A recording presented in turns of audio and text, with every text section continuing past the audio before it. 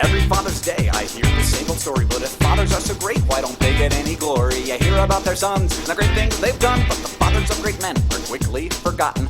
Rockefeller created gas stations, Washington gave birth to a nation, Bell revolutionized communication, King ended segregation. Well, I know all these men and the good things they've done, but I don't know any of the men who call these men sons. So if fatherhood is the most important job I find, then why don't I know who the fathers of the founding fathers are?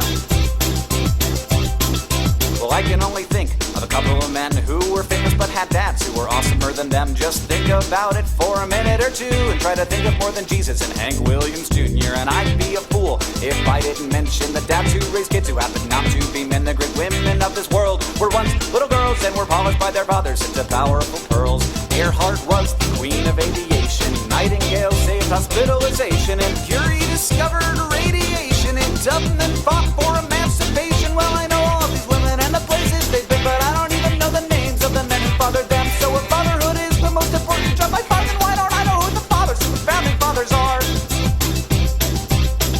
We spend a lot more time talking about the dads of the guys who turned out to be louts. We only talk about the dad when the parenting is bad and the kid ends up murdering half of Leningrad. So it's obvious good dads are underrated, so I guess they need a day to be appreciated, which is why we're here today. I think we all should say thanks to the men who made great men and women great. Jack Daniels perfected